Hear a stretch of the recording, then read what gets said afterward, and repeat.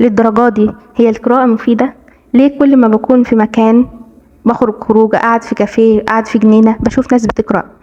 بكل بساطة القراءة بتخلينا أشخاص أذكياء. علم الأعصاب الحديث فيه دراسات كتيرة منشورة في مجلات عالمية، دي بتبقى موجودة على الإنترنت، ممكن نبحث ونقرأ منها. أثبت أن القراءة بتزيد من عدد التشابكات العصبية والوصلات العصبية بين خلايا الدماغ، وده بيعني إن قدرة أعلى على التحليل وقدرة أكبر على القيام بعمليات التفكير المعقدة. وده بيفسر لنا إن أغلب رواد الأعمال والناجحين سواء في الواقع المعاصر أو حتى في التاريخ بيمتلكون عادة القراءة.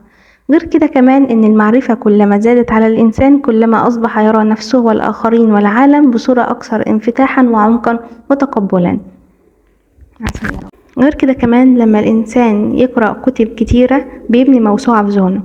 القراءة بتخليه مثقف وذكي في نواحي عديدة، بس هنا مش أقصد بقراءة روايات لأنها بتكون خيالية طبعا ولا ليها فايدة. أنا هنا أقصد قراءة كتب مفيدة بتخليك تحل مشاكلك ومشاكل الآخرين، مثلا زي كتب تطوير الذات أو السيرة الذاتية أو أخلاق الصحابة أو التعامل مع الناس. القراءة بتزود كاريزمتك وبتحسن أسلوبك في الكلام لأنها بتكسبك الكثير من المفاهيم والمصطلحات، وقدرتك على الربط بالمعلومات والحاجات اللي بنقرأ عنها بتخليك قادر انك انت تتكلم وتجري حوار مع اي حد، حتى لو الشخص ده ما يعرفكش هيحبك ويستمتع بسبب كلامك ويحب يتكلم دايما معاك.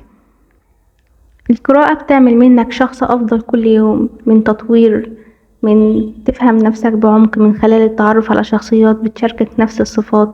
بلاش هنا بقى لما اجي اقرأ كتاب او لسه خلاص هبدأ اشتري كتاب لأول مرة، بلاش اجري على المشهور او كتاب جديد او قديم. لازم الكتاب اللي اختاره اكون سعيدة وانا متحمسة لقراءته، مش علشان الكتاب مشهور فانا هقرأه، لا، انا هقرأه علشان الكتاب ده جذبني وحبيته وعندي فضول اعرف هو بيحكي عن ايه.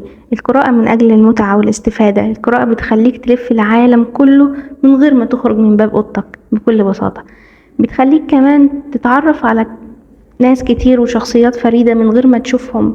ممكن تمتلك آلة زمنية وتسافر كل الأزمنة رغم انه مفيش الآلة الخرافية دي. ممكن تعمل الحاجات دي كلها واكتر عن طريق حاجة واحدة بس، وهي القراءة.